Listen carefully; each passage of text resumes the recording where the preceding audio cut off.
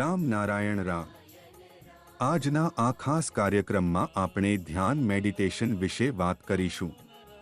આપણા સમાજમાં ઘણા લોકો મેડિટેશન કરે છે અને ઘણા લોકો મેડિટેશન શરૂ કરવા માંગે છે, પરંતુ મેડિટેશનની સાચી પદ્ધતિ શું છે? શું મેડિટેશન સવારમાં કરવું જોઈએ તો સાંજે પણ કરવું જરૂરી છે, અથવા સાંજે કરવું હોય તો સવારમાં પણ કરવું પડે?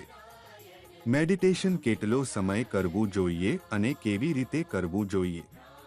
આ પ્રશ્નો ઘણા લોકોના મનમાં ઉદ્ભવે છે। આજે આ બધા પ્રશ્નોના જવાબ આપવાનો પ્રયાસ કરવામાં આવશે। મેડિટેશન દ્વારા તમે તમારા મન, ચેતના અને આંતરિક આત્માને મજબૂત બનાવો છો। આ ત્રણેય પર નિયંત્રણ મેળવવા માટે મેડિટેશન ખૂબ જ મહત્વપૂર્ણ છે અને દરેકને મેડિટેશન કરવું જોઈએ। ચાલો સૌથી પહેલા સમજીએ કે મેડિટેશન શું છે અને તે કેમ જરૂરી છે। મેડિટેશન એક પ્રકારની ધ્વનિ ઉર્જા છે જે આપણા શરીરમાં રહેલી 50,000 કરોડ આત્માઓને ઉર્જા પ્રદાન કરે છે। આથી આપણા શરીરને મજબૂતી મળે છે, જીવન મળે છે અને વિચારવાની તથા સમજવાની શક્તિ વિકસે છે। ઘણા લોકોનો પ્રશ્ન થાય છે કે આ ધ્વનિ ઉર્જા ક્યાંથી આવે છે? આ ઉર્જા પ્રકૃતિમાંથી આવે છે। એટલે કે પ્રકૃતિ, આ સૃષ્ટિ અને આકાશ બ્રહ્માંડ જ જીવનના મુખ્ય સ્ત્રોત છે। મેડિટેશનનો અર્થ એ છે કે આપણું જોડાણ આ ધ્વનિ ઉર્જા સાથે થાય, જે દરેક જીવસૃષ્ટિમાં, પ્રાણીઓમાં અને પેદાપોપમાં રહેલી છે। મેડિટેશન માટે જરૂરી છે કે તમે તમારા રોજિંદા જીવનને નિયમિત રાખો।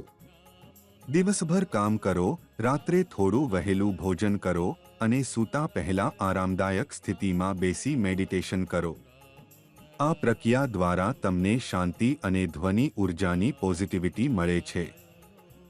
મેડિટેશન દરમિયાન મહાગુરુ દ્વારા આપેલા બીજ મંત્ર રામ નારાયણ રામનો જાપ કરો।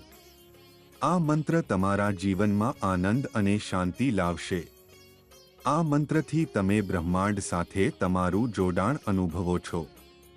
રામ નારાયણ રામના જાપ દ્વારા તમે તમારા ચેતના અને વિવેકને વધુ સક્રિય બનાવી શકો છો। આ મંત્ર સંપૂર્ણ છે અને દરેકે રોજના તેનું અનુસરણ કરવું જોઈએ। તુલસીદાસજીએ પણ કહ્યું હતું કે કલયુગમાં માત્ર રામનું નામ જ આધાર છે। તમારા બધા દુઃખ, રોગ, બાધાઓ અને મુશ્કેલીઓ રામના નામથી જ દૂર થાય છે। જે તમારી શરીરના દરેક કોષમાં વસેલું છે તે જ રામ છે। તે જ રામનું નામ રામ નારાયણ રામ તરીકે જોડાયું છે। આ બીજ મંત્ર તમે તમામ લોકો વારંવાર જપો અને પછી જુઓ કે તમારા જીવનમાં કઈ રીતે સકારાત્મક પરિવર્તન આવે છે। રામ નારાયણ રામના નામમાં શાંતિ અને શક્તિ છે। તે તમને ઉર્જાને ભરાવે છે અને તમારું જીવન સાધન કરવામાં ક્ષમતા આપે છે। આ જ મંત્ર તમને બ્રહ્માંડના સત્ય સાથે જોડે છે।